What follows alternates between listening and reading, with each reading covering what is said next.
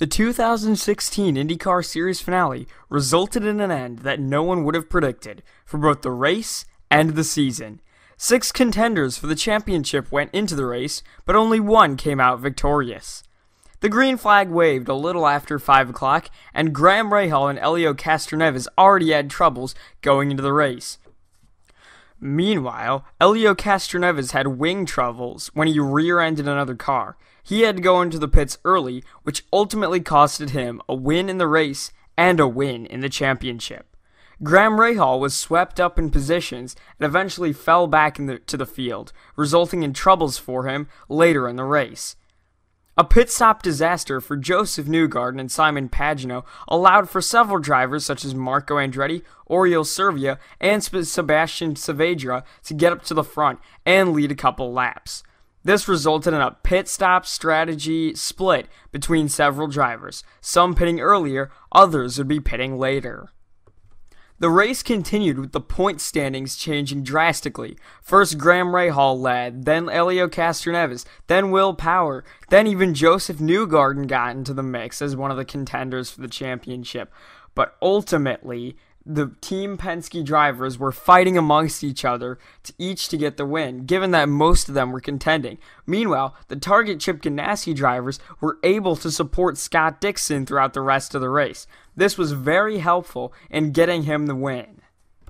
In my opinion, this is what was very much determinate and pivotal of what the championship turned out to be. You see, most of the Penske drivers were in contention. The only one not being in contention was Simon Pagenaud. You had Juan Pablo Montoya, Will Power, and also Helio Castroneves fighting for the championship given that they were in contention. They took half of the 6 drivers in contention.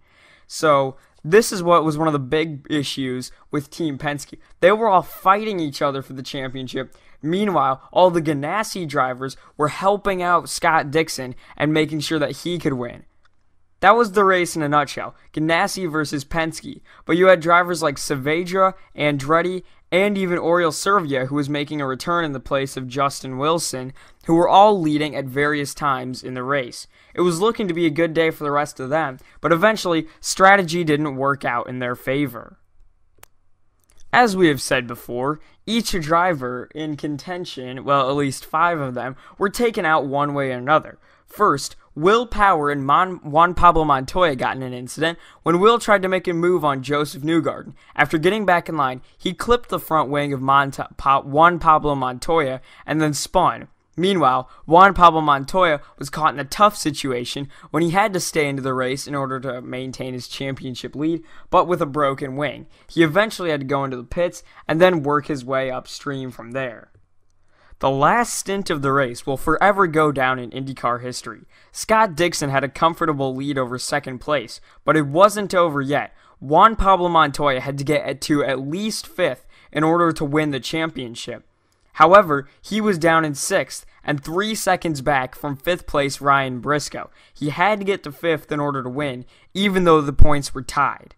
Scott Dixon had more wins, so if the points ended up being tied at the end of the race, he would have won. Juan had to get to 5th one way or another. Going into the final few laps, he was closing in on Ryan Briscoe, but was not able to get the job done after losing some ground on the final lap in the hairpin. Scott Dixon eventually won the race and the championship as well. It was an ending that no one would have gotten right, Scott Dixon being one of the dark horses to win the race. But overall, the 2015 season was certainly one that was controversial and unique compared to the rest of them. The new DW12s and Aero kits have allowed for a lot of new competition compared to the old era. It was certainly a good run this year, and hopefully we'll be able to come back bigger and better in both TV ratings, racing quality, and competition. I'm the broadcaster, signing off, and it's been a great season.